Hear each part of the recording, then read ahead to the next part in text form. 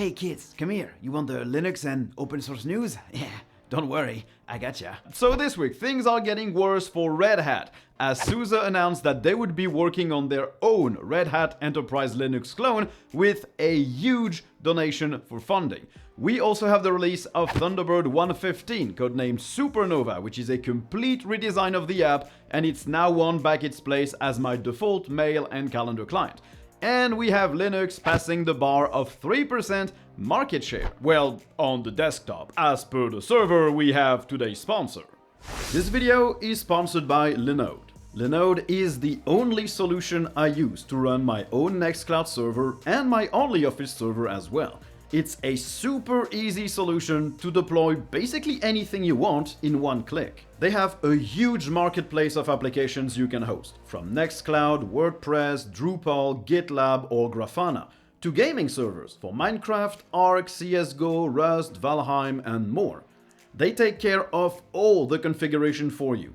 All you have to do is click the thing you want to deploy, fill in a few details, and your server is up and running. And once everything is live, it's still super easy to manage your servers, to upgrade or downgrade them, add some storage, back them up, and get help if you're stuck. I've been using Linode for years now, and I can only recommend them. If you want to give them a shot, click the link in the description below, and you'll get $100 of free credit to get started. So Red Hat might have created a very bad situation for themselves. Not only will Rocky Linux keep operating after Red Hat decided to make the source code for RHEL harder to access, but now Oracle and SUSE are now also piling on to take on Red Hat's business. But what they did seemed to work a little bit, because Alma Linux just announced that they wouldn't be one-to-one compatible anymore with RHEL, but that they would move to being ABI compatible, which means all apps tested on a RHEL version will also run the same on Alma, but they won't have bug-for-bug compatibility. They also announced they would keep contributing to Fedora and CentOS as they've done before. But SUSE has a more important announcement. They said that they will be forking Red Hat Enterprise Linux to create and maintain a RHEL-compatible distribution with an investment of more than $10 million. They will provide this system side by side with their usual SUSE and OpenSUSE offerings, and they say it will help reinforce the values of open source software and offer more choice without restrictions for consumers.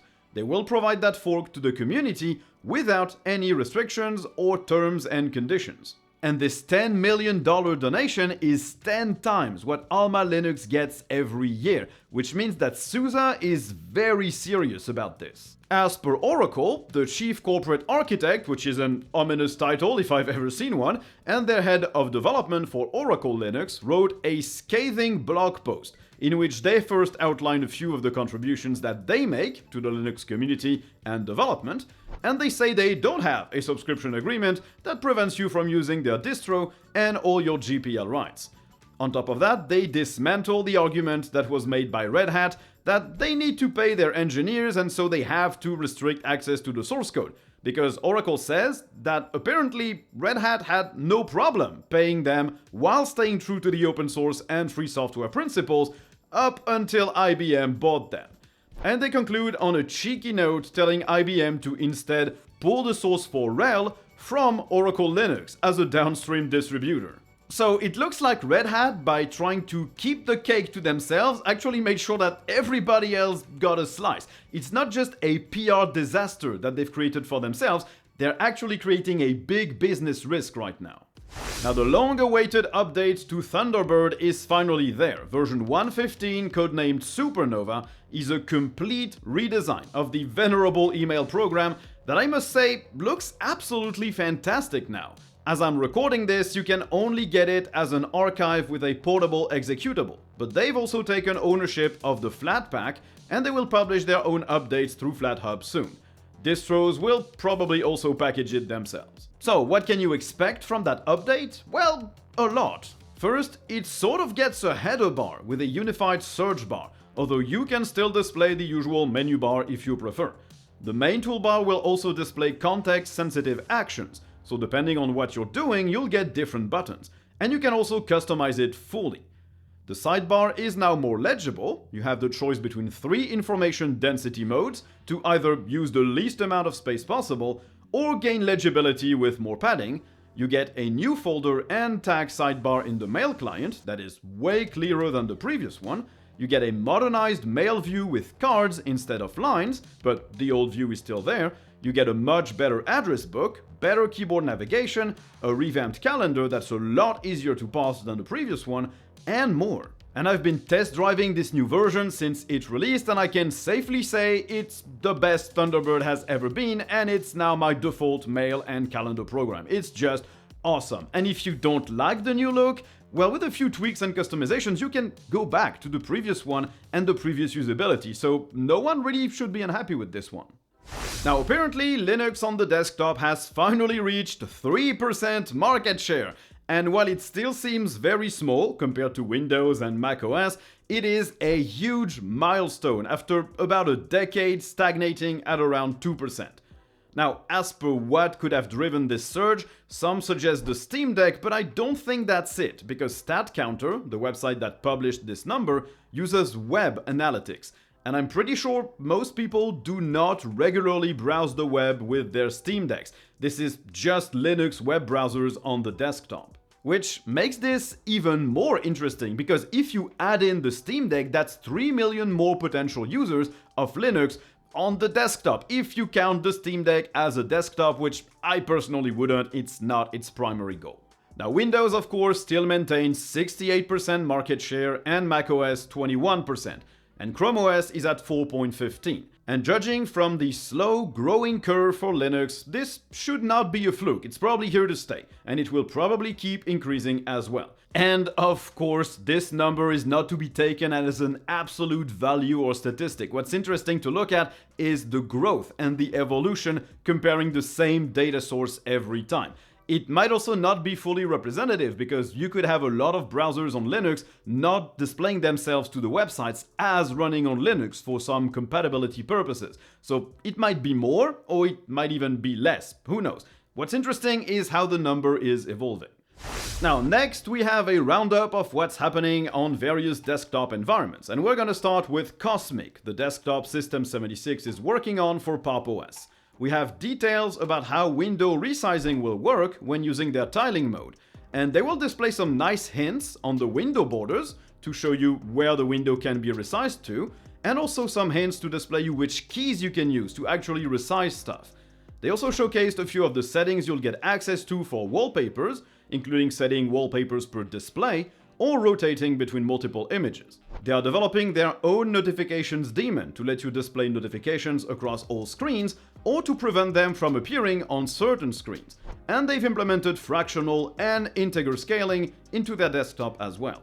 So that's pretty good progress on the essentials for a desktop environment, and on some Cosmic specific features like the tiling. Good to see. And on the GNOME side of things, they're working on a full-text search algorithm for the general search feature of GNOME Shell that should let you look for content inside files. There's also a new library that lets app developers provide inline spell checking inside their apps. There's Cartridges, the game manager, which now lets you filter games by source, like Steam, Bottles, Heroic, Flatpak, or more. Parabolic, which was previously named Tube Converter, a better name in my opinion, it now lets you select the audio language for the video you want to download. And Flare, the Signal client, now supports receiving and playing audio messages, and the message bubbles support theming with GNOME accent colors that should land in GNOME 45. And there was no KDE news this week, as everyone seems to be at Academy, which is their yearly conference for developers and also sometimes users, so probably everyone is a bit busy being in Greece and not writing blog posts. Now, China already had a plan to run their own Linux-based operating system instead of Windows, because, of course, as the West gets Chinese paranoia, China gets Western paranoia instead. Hey, it's a two-way street. Everybody hates everybody else. It's great. And so now China has a new option for their Linux distro in the form of OpenKylin or OpenChilin. I'm not sure how you're supposed to pronounce that. And it's a Linux distro worked on by a community of more than 4,000 developers. Version 1.0 is now out, and it's ready to be used by virtually everyone in China or outside of China. Interestingly, it has an English version for its installer, and it looks pretty much like a mix between Deepin and Windows 11. Visually, it looks really good actually. It uses the UKUI desktop, something I have never tried, but looks pretty nice.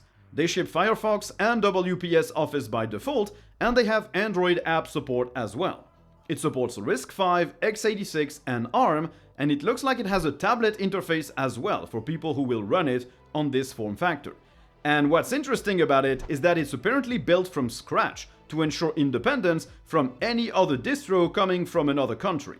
And it's unclear if this will become the official Linux distro for the whole of China, their government and everything else, or if they just want to have multiple offerings that come from China and that compete with each other. What's clear is that they don't want to run Windows, and I can't really blame them, although their reasons for not wanting Windows are probably not the same as mine.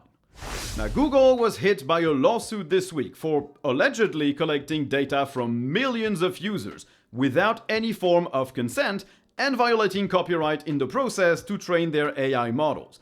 This suit is a class action in the US and targets Google, Alphabet, and DeepMind, which is Google's AI-focused subsidiary.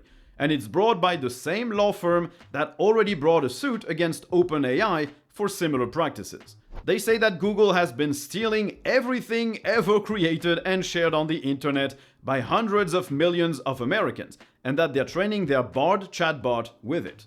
Of course, Google refuted the claim, stating that they use data from public sources, like information published to the open web. Which basically means everything ever written, recorded, or drawn, or whatever. Everything is public if you don't care about the license that's attached to the content. In the meantime, Google's privacy policy explicitly states that Google can use any publicly accessible information to train their AI, basically confirming what the suit alleges, if Google's definition of public is wider than what would be acceptable. The law firm said that Google needs to understand that publicly available doesn't mean free to use for any purpose, which brings us back to the root of all AI-related lawsuits. Is training an AI model a breach of copyright or of the various licenses under which content is published? And until one of these lawsuits gets to its end and has a ruling, we won't know. I personally think that yes, just because it's publicly available doesn't mean that you have a right to use it for any purpose. You have to use the license or the copyright rights attached to a specific form of content. But I am not a judge, so I'm not sure what I'm talking about here exactly. And even if a lawsuit is actually judged upon in the US, it doesn't mean that it will stop these lawsuits happening in other parts of the world. Okay, now let's finish this with the gaming news. First, we have the release of Wine 8.12, which brings the latest patches to support Wayland natively, although it still won't be usable to run a game with. Plus some improvements to Wine D3D, the DirectX implementation native to Wine. There are also 31 bug fixes, including for StarCraft 2, Excel 2016, and a bunch of Windows apps. AMD open-sourced their FidelityFX SDK. This toolkit lets developers implement stuff like blur, depth of field, variable shading, as well as FSR 1 and 2 in their games, so it's always nice to have it completely open source. They apparently provide extensive documentation and complete pre-built solutions to help developers implement them. They say most effects in the SDK can now be implemented using less than 20 lines of code, which should make this thing a lot more appealing to devs. And as always, props to AMD for making most of their stuff open source. Like, if you're a Linux user, AMD is where you should buy your stuff, probably. And interestingly, Meta, yes, Meta as in Facebook, released an open source graphics library under the MIT license. It's called IGL for Intermediate Graphics Library. And the goal is to have some kind of middleman layer that game developers can use in their games, and that then connects to multiple graphics API the system might have access to, like Vulkan, OpenGL, WebGL, or Metal. It's cross-platform for Android, iOS, Linux, macOS, and Windows, and basically it would let developers implement just that library, and let it do the heavy lifting to work on any platform depending on what's available there. And this sounds interesting. Of course, as with all middleware, there's gotta be some kind of performance hit compared to using the graphics API directly, and it also might not support every single feature that the other graphics API support, so maybe game developers will not yet want to use this kind of stuff. Also, it's from Facebook, so... And also, it doesn't fix the major problem from supporting multiple platforms, which is actually supporting your game on multiple platforms.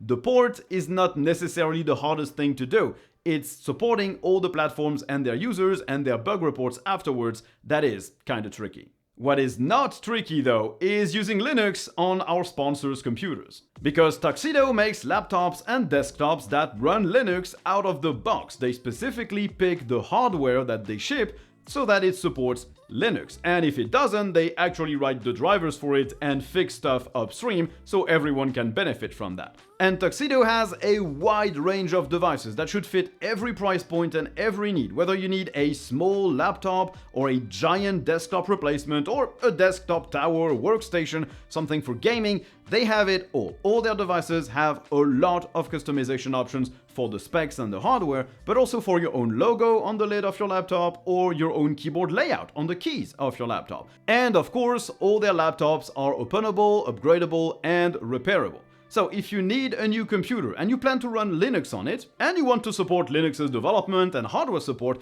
stop buying devices that only support Windows. Buy something from Tuxedo by clicking the link in the description below.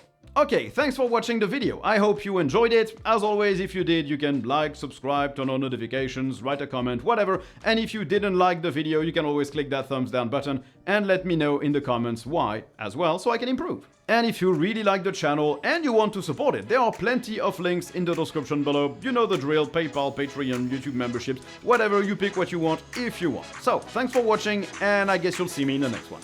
Bye!